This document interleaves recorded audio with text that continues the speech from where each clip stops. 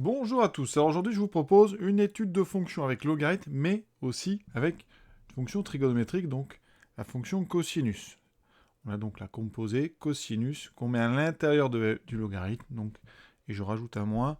Donc c'est pas le moins qui va être difficile à gérer, hein, c'est plutôt le cosinus qu'on met à l'intérieur du logarithme. Donc l'exercice, on va travailler sur moins pi sur 2, pi sur 2. Je vous montrerai sur GeoGebra la courbe, vous allez voir, c'est une courbe assez étonnante si on la prend sur R. Nous, on fera des choses, on va dire classiques quand même. Les limites en moins pi sur 2 et pi sur 2. Les variations, donc il y aura une dérivée avec donc du ln et du cosinus. Et une petite équation de tangente, ça c'est vraiment pour pas oublier la formule. Alors la voici, cette courbe, sur R. Vous voyez, c'est une courbe qui est quand même très particulière. Il y a une répétition de plusieurs fois les mêmes choses, donc on a une périodicité. Et vous avez quand même des manques. Ici, il manque des choses. On verra pourquoi. Il y a comme ça des trous dans cette courbe. Pourquoi elle est en plusieurs morceaux? Nous, celle qu'on va étudier, elle est beaucoup plus courte. On va étudier juste cette partie-là de la courbe. Donc on est entre moins pi sur 2 et pi sur 2. Quand on regarde d'ailleurs l'axe, avec des valeurs un peu plus trigonométriques, vous voyez, j'ai gradué en pi sur 2, et bien on voit bien que vous avez des parties entre moins pi sur 2 et pi sur 2, entre 3 pi sur 2 et 5 pi sur 2. Il manque des parties entières sur des gros intervalles. Et tout ça va vraiment s'expliquer avec le signe de cosinus x. Donc pour x d'un nombre réel. Donc, je répète, nous on est donc sur cette courbe-là. Qu'est-ce qu'on doit remarquer ici avant de rentrer dans l'exercice? Eh bien, vous avez ici deux parties de courbe qui font penser à des asymptotes verticales, donc certainement des limites plus l'infini. Ensuite, au niveau des variations, strictement décroissantes, croissantes. On verra tout ça, c'est des conjectures à vérifier. Rappelons tout d'abord le fonctionnement de cette fonction cosinus. On se place sur le cercle trigonométrique, donc un cercle de rayon 1. Son périmètre, c'est donc 2π. Et donc, on va tout simplement enrouler une droite autour du cercle en partant du point A. Le point A va correspondre à x égale 0. En tournant, vous allez ici enrouler et vous allez mesurer la longueur de l'arc. Ici, quand on arrive au premier quart de cercle, on obtient x égale pi sur 2. Quand on arrive à la moitié du cercle, x égale pi. Et quand on fait un cercle entier, on va revenir ici. Donc, on retrouvera ici le point qui correspond à x égale 2π, puis 4π, 6π, etc. On peut aussi tourner dans l'autre sens, ce qui fait que ici, on aura un point qui correspond à la fois à 3π sur 2, si on tourne dans le sens contraire des aiguilles du montre, ou sinon, moins π sur 2. Une fois qu'on a bien compris comment on gradue en fait ce tour de cercle, on a vu que chaque point donc du cercle va être associé à plusieurs valeurs de x. Par exemple ici, je vous ai dit que ça va correspondre à x égale donc la moitié de pi sur 2, pi sur 4, c'est 45 degrés. En fait, j'ai tourné de 45 degrés. Et pour avoir le cosinus qui correspond à x, on va projeter ce point ici et on va lire l'abscisse. En pi sur 4, on sait qu'en projetant, on va trouver racine de 2 sur 2, parce que le cosinus de 45 degrés, c'est racine de 2 sur 2. Et racine de 2 sur 2, ça fait 0,7. Vous voyez qu'ici, en pi sur 4, si je regarde le point qui correspond, j'arrive effectivement à donc à peu près 0,7, racine de 2 sur 2. Donc voilà comment on va faire, et donc pour estimer déjà les valeurs et le signe de ce cosinus. Alors nous, on travaille uniquement sur moins pi sur 2, pi sur 2, donc on va partir d'en bas. En bas, le cosinus vaut 0, parce que quand vous projetez ce point, vous arrivez sur l'origine. Donc ici, au départ, vous voyez, là, je vais vous tracer la courbe de cosinus sur, donc, moins pi sur 2, pi sur 2. Alors, le premier point va être exclu de la courbe, puisqu'on nous, on travaille avec des segments ouverts, mais ça nous permet d'avoir le démarrage. Qu'est-ce qui se passe? Quand on va, mettre un point qui est ici, dans ces eaux-là, ici, en projetant, on aura des valeurs de cosinus très basses. Mais plus on va se rapprocher de 0, c'est-à-dire que x va passer de moins pi sur 2 à 0, donc il va augmenter, d'accord? Votre valeur ici va se déplacer vers la droite. Donc c'est pour ça que la courbe du cosinus, quand on va de moins pi sur 2 à 0, elle augmente. Elle augmente jusqu'à son maximum qui va être atteint quand on arrivera sur le point A. Donc on va voir cette montée. Là on a le maximum, c'est le cosinus de 0 qui vaut 1. Et une fois qu'on a passé A, x continue d'augmenter jusqu'à pi sur 2. D'accord? Mais quand x augmente sur ce quart de cercle qui est en haut, eh bien le point qui était en A va se retrouver ici vers la gauche. Donc on va aller vers le point haut. Donc au niveau des abscisses, ça va rediminuer. Et vous avez cette descente ici. Donc ça veut dire quoi? Eh bien que rien qu'en regardant le dessin, on voit bien que sur l'intervalle, le cosinus est strictement positif. D'accord? Qu'il est d'abord croissant jusqu'à 0. C'est-à-dire quand on se déplace en bas de moins pi sur 2 à 0, eh bien on a les abscisses qui augmentent de 0 jusqu'à 1. Et après, quand on refait le même mouvement, mais sur le haut du cercle, on va bien refaire diminuer les abscisses, donc de 1 jusqu'à 0. Ce qui fait que quand on va tracer la courbe, on a donc montée, descente. Donc le cosinus est une fonction sur moins pi sur 2 qui est croissante, puis décroissante. Ce cosinus-là, on va le mettre dans un logarithme. Donc ça va être compliqué. On va regarder pour l'instant toutes les limites. Première limite, donc en moins pi sur 2. Donc x se rapproche de moins pi sur 2. Alors dans l'exercice, comme on est sur moins pi sur 2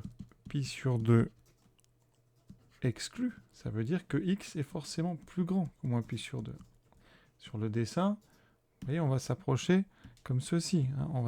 On se rapproche. Donc au niveau des abscisses, vous voyez, du point, on se rapproche ici de 0, mais positivement. Donc, on va dire que la limite dans l'exercice, quand x tend vers moins pi sur 2 en étant plus grand que moins pi sur 2, la limite de cosinus x, c'est 0, mais très très important, c'est 0 plus. Et comme ça, on va pouvoir le mettre dans un logarithme, parce que ça reste des valeurs positives. De toute façon, sur moins pi sur 2, cosinus x est strictement positif. Ça veut dire que donc, le logarithme de cosinus x, il existe. Et donc l'exercice a raison d'être.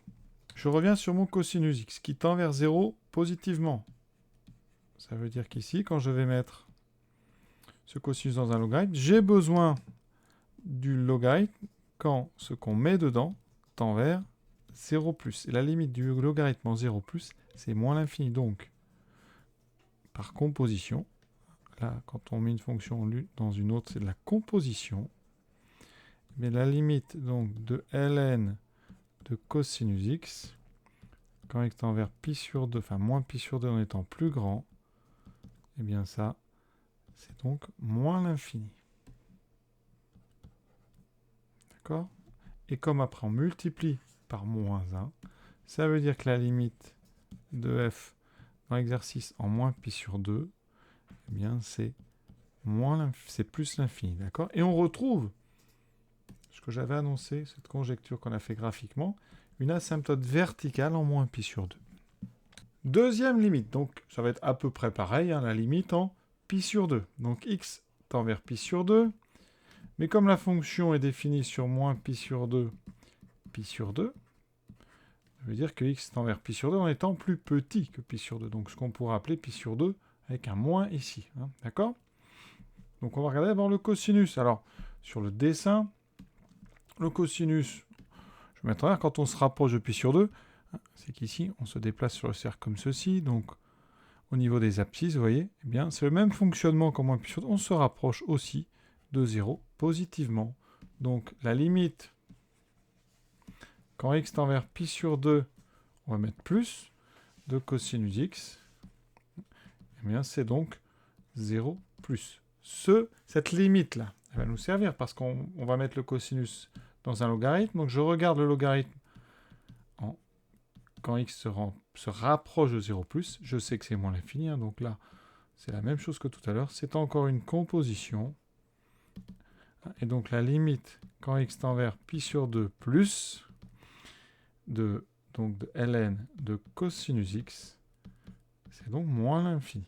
Comme ensuite, on a un moins ici, eh bien, comme tout à l'heure, encore une fois, la limite donc de f en pi sur 2 mais en étant plus grand, donc pi sur 2 plus, ça sera donc moins l'infini, c'est-à-dire plus l'infini.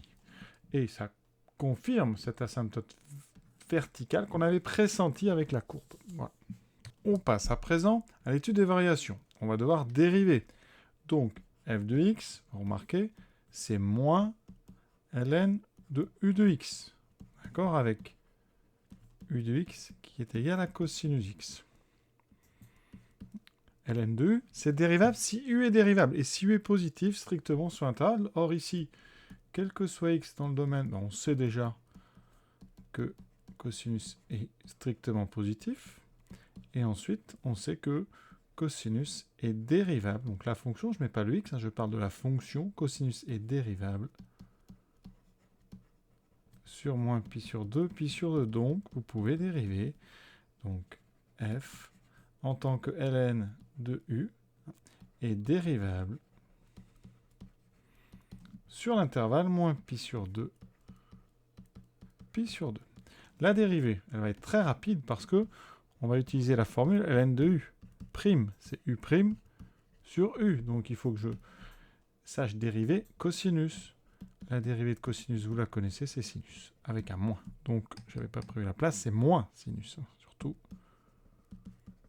Ça veut dire qu'ici, f' de x, ça sera donc moins, parce que j'ai un moins ici dans le texte, hein, attention, celui-là il était déjà là, donc je le réécris. Et ensuite j'aurai u' sur u. Donc, moins sinus x sur cosinus x. Les deux moins vont se simplifier. Il me reste sinus x sur cosinus x. Et on doit étudier le signe. Cette fonction-là, sinus sur cosinus, vous la connaissez. Ce n'est pas le thème de l'exercice, mais c'est ce qu'on appelle la tangente. Ici, la tangente sur moins pi sur 2, pi sur 2. On ne va pas approfondir dans ce domaine, mais voilà, c'est une fonction connue, c'est la tangente. Donc déjà, cet exercice peut nous permettre de trouver une primitive de tangente sur l'intervalle moins pi sur 2, pi sur 2. Ça pourrait être d'ailleurs un intérêt. Sinon, le signe. Alors, on a besoin du signe de cosinus. On sait qu'ici, quel que soit x appartenant à l'intervalle, donc moins pi sur 2, pi sur 2, on sait que cosinus x est strictement positif. Donc, f' est du signe de sinus x. Et du signe de sinus x. Alors, je vais vous parler de sinus. On se met tout de suite sur GeoGebra. Ça, c'est la courbe du cosinus. Vous voyez, en 0, ça vaut 1. On a la fameuse périodicité. Eh bien, le sinus, alors j'ai mis la zone de saisie en haut, voilà. Je tape sinus x, je valide. Le sinus, vous voyez, c'est exactement la même courbe, mais qui est décalée. Une petite translation horizontale. Le sinus, au lieu de commencer en 1, commence en 0, parce que sinus 0 vaut 0, et en pi sur 2, il vaut 1.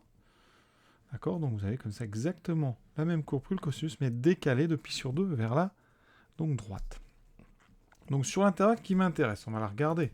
Je vais donc tracer, alors avec GeoGebra, c'est très pratique, j'écris fonction, donc c'est la fonction ici, vous voyez, qui s'appelle Q, donc Q, et je la prends donc de moins pi sur 2 à pi sur 2. Vous tapez tout ça, bien sûr, dans la zone de saisie. Pour l'instant, on ne voit rien, mais il y a quand même ici un rouge qui est apparu. Si j'efface, donc je vais déjà effacer cosinus, voilà. Ça, c'est sinus. Et la partie qui m'intéresse dans l'exercice, c'est la partie rouge ici. Donc, j'efface ça. Voilà. Ça, c'est mon sinus sur moins pi sur 2, pi sur 2. Vous voyez qu'il est négatif de moins pi sur 2 à 0 et positif de 0 à pi sur 2. Alors ça se voit aussi très bien sur un cercle trigonométrique, comme ici. Vous voyez, quand je pars en bas, donc de moins pi sur 2, ici, x va augmenter. Pendant ce temps-là, le sinus, lui, c'est l'ordonnée du point qu'on déplace. Donc ici, au départ, votre ordonnée est à moins 1, donc le sinus vaut moins 1. Votre point ici monte un petit peu, donc là, vous voyez, c'est moins 0,8, et etc. Et quand on va se rapprocher de 0, eh bien, notre sinus va passer de moins 1 jusqu'à 0. Donc c'est la première phase. Dès qu'on passe 0, en remontant, notre sinus va continuer d'augmenter pour passer de 0 jusqu'à 1. Et c'est ça qu'on voit sur notre courbe ici. Au départ, donc, on augmente. En étant négatif, on passe 0. Ça continue d'augmenter, ça devient bien sûr positif. Et tout ça, on va pouvoir le mettre dans un tableau. Alors directement, on ne justifie pas ça sur une copie, c'est compliqué à expliquer. On va faire notre tableau donc de moins pi sur 2 à pi sur 2. On va indiquer le signe de sinus x. Donc ici, on a des valeurs interdites, hein, parce que dans l'exercice, on ne prendra pas moins pi sur r. Pour sinus, c'est pas encore interdit. Donc vous pouvez, si vous voulez, l'interdire au niveau donc, de f'. Voilà, à ce niveau-là, on a la valeur interdite. Pour sinus, donc en moins pi sur 2, ça vaut moins 1. Donc négatif, négatif. Quand vous avez passé 0, ben, ça va s'annuler. Et ensuite, ça continue. Donc c'est moins 0 plus le signe d'un sinus sur moins pi sur 2. Pi sur 2 pour f', ben, ça sera pareil. D'accord. Donc les variations de f de x en fonction de x, ça sera donc strictement décroissant, strictement croissant. C'est ce qu'on avait conjecturé, d'accord. En 0, f de 0, ben, ça fait ln, donc je vais le remplacer. F de 0, c'est moins ln de cosinus 0. Cosinus 0, ça vaut 1. Donc ça fait moins ln de 1. Et donc ln de 1, c'est 0. Donc je trouve 0. Mes deux limites, eh bien, elles sont cohérentes avec mon tableau. Et voilà donc eh bien, les variations et le tableau de variation de ma fonction f. Quatrième et dernière question, assez rapide. On veut la tangente au point d'abscisse 0. Donc j'ai besoin pour ça de f' de 0 et f de 0. Alors f de 0, j'ai déjà fait. F' de 0, c'est donc sinus 0 sur cosinus 0. Sinus 0, ça vaut 0. Cos 0, ça vaut 1, donc ça fait 0. Conclusion. Donc, la tangente que je vais appeler tangente, donc petit 0, a pour équation y égale, alors 0 fois x moins 0 plus 0.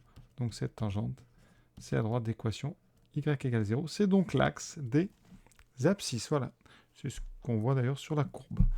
Cet exercice, pas si évident que ça, bien sûr, c'est de la trigonométrie mélangée à du logarithme. Donc, c'est toujours un petit peu nouveau et donc pas évident au départ. J'espère que ça vous a plu. À très bientôt.